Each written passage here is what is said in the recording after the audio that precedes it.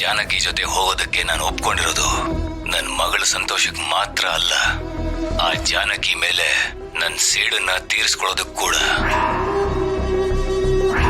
ಆ ಜಾನಕಿ ಮೇಲೆ ಸೇಡ್ ತೀರಿಸ್ಕೊಳ್ಳೋದಕ್ಕೆ ಆ ಜಾನಕಿನೇ ನನ್ಗೊಂದು ಒಳ್ಳೆ ಅವಕಾಶ ಕೊಟ್ಟಿದ್ದಾಳೆ. ಈ ಅವಕಾಶನ ನಾನು ಯಾವುದೇ ಕಾರಣಕ್ಕೂ ಸುಮ್ಮನೆ ಬಿಡಲ್ಲ.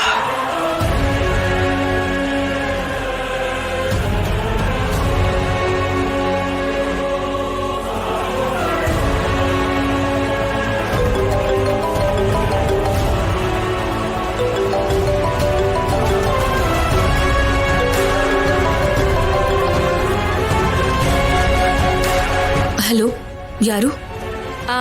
ನಾನೇ ರಾಜಲಕ್ಷ್ಮಿ.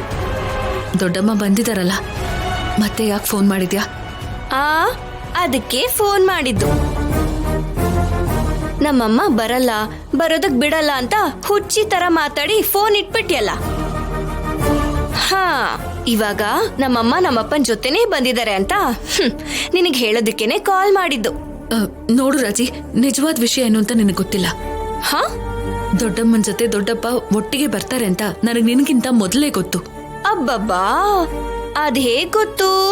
ನೀನ್ ಏನ್ ಬೇಕಾದ್ರೂ ಅನ್ಕೋ, ಅದೇ ನಿಜ.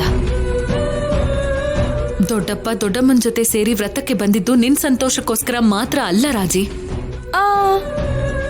ದೊಡ್ಡಮ್ಮನಿಂದಾಗಿ ದೊಡ್ಡಪ್ಪ ಮನೆ ಬಿಟ್ಟು ಹೋಗ್ಬೇಕಾಗ್ ಬಂತು ಅಂತ, ಅವ್ರ ಮರ್ಯಾದೆ ಹೋಯ್ತು ಅಂತ ಆ ಕೋಪ ತೋರ್ಸೋದಕ್ಕೆ ಈಗ ಟೈಮ್ ಸಿಕ್ಕಿದೆ ಅಂತ ದೊಡ್ಡಮ್ಮನ್ನ ಅವಮಾನಿಸಿ ಅದಕ್ಕೆಲ್ಲ ಪ್ರತಿಕಾರ ತೀರಿಸ್ಕೋಬೇಕು ಅನ್ನೋ ಉದ್ದೇಶದಿಂದಾನೇ ದೊಡ್ಡಪ್ಪ ದೊಡ್ಡಮ್ಮನ ಜೊತೆ ಬಂದಿದ್ದಾರೆ.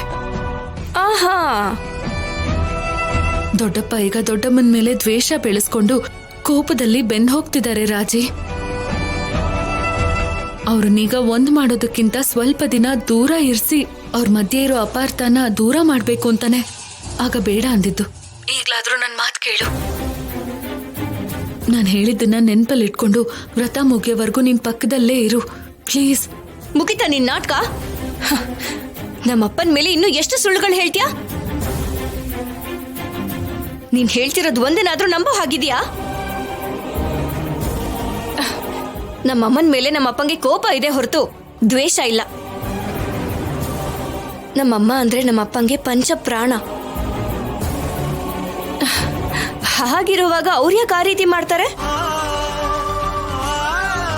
ಒಟ್ಟಿಗೆ ಇದೀವಿ ಅಂತ ಇಂಥದ್ದೆಲ್ಲ ಪ್ರಚಾರ ಮಾಡಿ ನಮ್ಮಪ್ಪನ ನನ್ನಿಂದ ದೂರ ಮಾಡ್ಬೇಕು ಅನ್ನೋದೇ ಪ್ಲಾನ್ ಅಲ್ವಾ?